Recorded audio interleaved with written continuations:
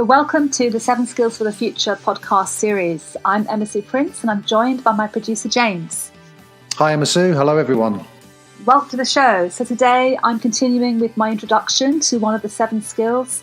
To recap, they're adaptability, critical thinking, empathy, integrity, optimism, being proactive and resilience. So we're going to look at the skill in a bit more detail, what it is, why we need it, and some easy ways that you can start developing it.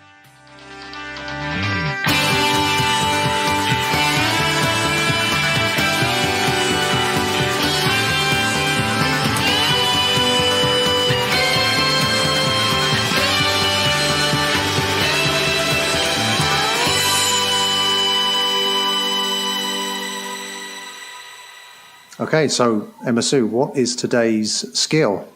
Well, it's the very last skill in the 7, but by no means the least. It's resilience. Okay, so can you give us a quick definition then of what you mean by resilience? Yes, well, it's a huge topic right now. It's really high on government and education agendas, and it's an interesting skill. It's very strongly linked with being optimistic and being proactive. So if you're optimistic, and using that skill, you're more likely to be resilient. If you're being proactive, that's going to help you be more resilient as well. But really, it's do you rise or do you fall in the face of adversity? That's the key question. And resilience is really the ability to respond well to pressure and deal with setbacks effectively, respond well to change and challenges, and just basically bounce back quite quickly. And I think what's interesting about it is that resilience is not a fixed character trait. It's actually an ability and a capacity, which means that we can develop it. And what research is showing is that people who are more psychologically resilient generally have higher levels of emotional stability, gratitude, purpose in life, and altruism, so being kind to other people. And I think that's quite interesting because I think it's easy to link resilience with being very strong, nothing can affect me, nothing can hurt me kind of thing. But actually, yes, they are super strong and robust to a certain extent, but they also have a lot of strategies that they build into their lives. So these are strategies that anyone can build. Okay, so you really believe that this is, whether you're born with it or not, this is a skill you can develop. Definitely. I think it's worth explaining that resilience does come down to some extent to your characteristics. So, there are 3 main areas. So the first one is your personality and your individual characteristics. So this is where we see resilience as being a kind of innate ability that's just part of your personality. So sometimes we perceive people as being much better able to handle setbacks and difficulties. So these are personality traits, and these are connected with to what extent you feel in control of your life, to what extent you persevere with things and don't give up easily, your emotional awareness, your perspective, your sense of humor, self-belief. So these are the kinds of things that might be part of your personality, And a second one is your environment. So this is all about how you interact with your environment. It'll be things like, how much support you have, how much family support you have, or social support, and having a kind of network of people around you. So that's definitely something that you can create to help yourself become more resilient. And the third is a combination of you and your environment. So in a way, this is your personality in combination with other influences such as family and social environment. So somebody with a personality which is prone to resilience, who has these kinds of character traits, as well as a strong environment, may well be really well equipped to deal with setbacks and difficulties.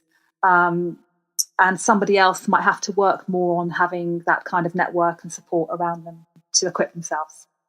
So why would you say that this is a must-have skill today?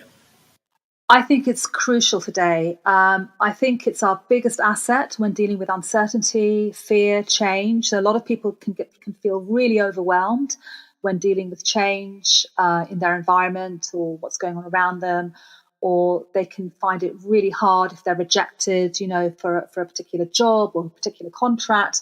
So those sort of things can make you feel out of control and can make you feel like you're kind of a victim of what's going on around you or of your circumstances. So I think because today in particular, we are faced with so much uncertainty and so much insecurity in terms of how we work and what we do, that you really need to build the skill to cope well with that sort of thing.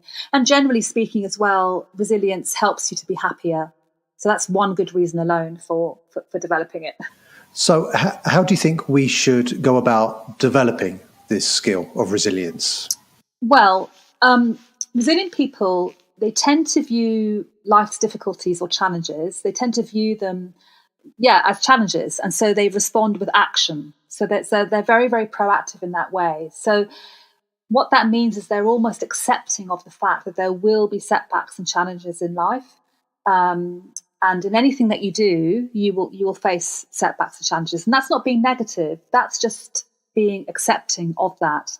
And therefore they'll feel more in control enough to respond.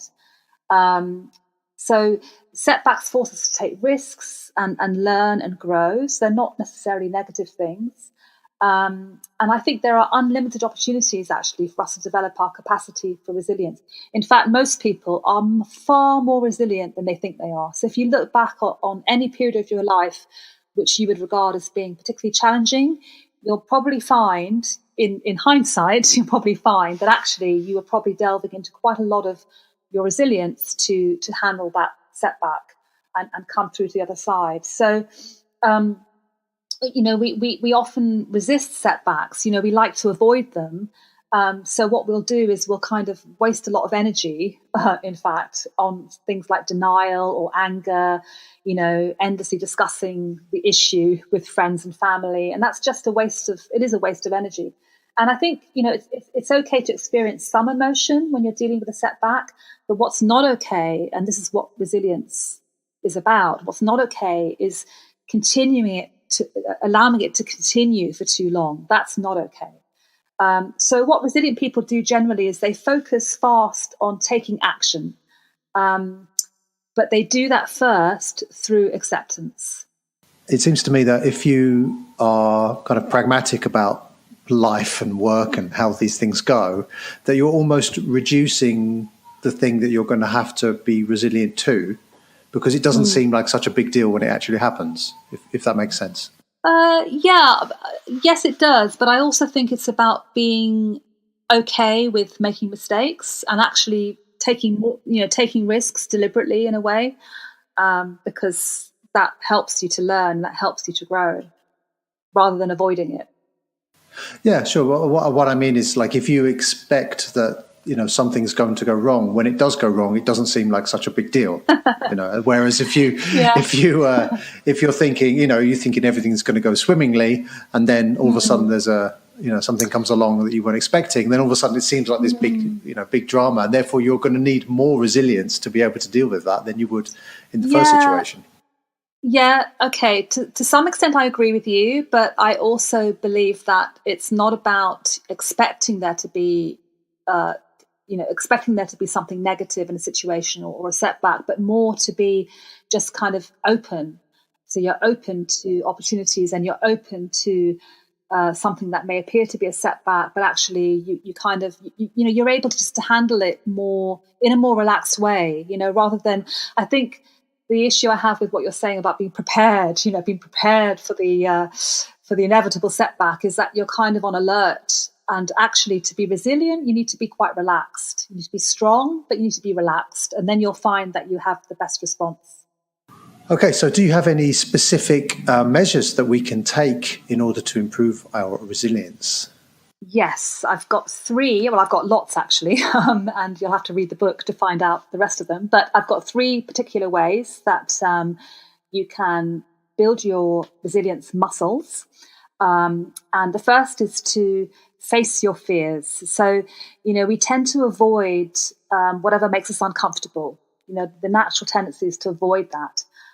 But that can be very restricting because, you're not allowing yourself to be open to the opportunities out there. So fear is a friend.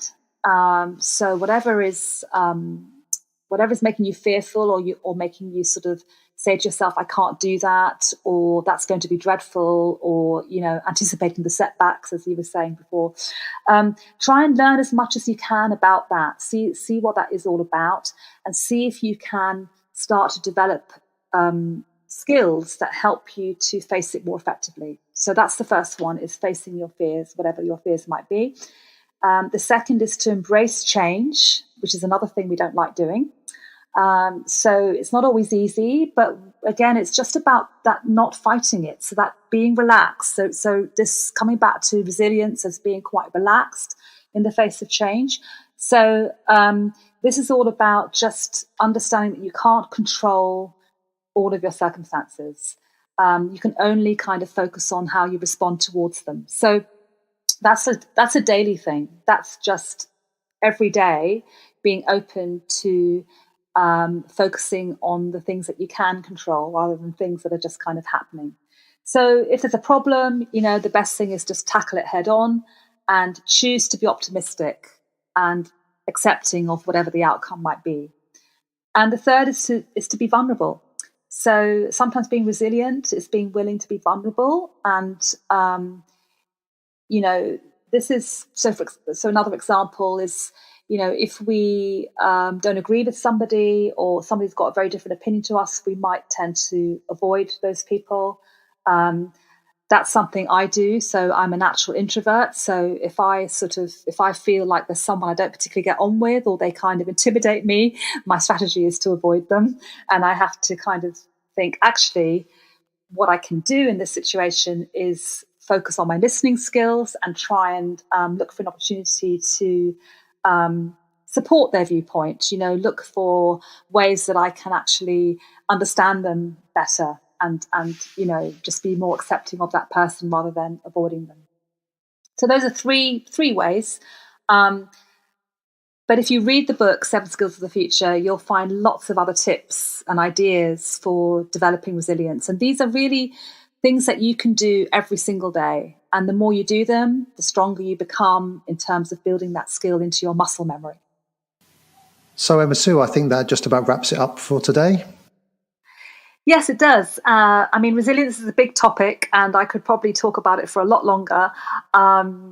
But I think the best way for you to learn more about it is to buy my book, 7 Skills for the Future, available in all major bookstores and online.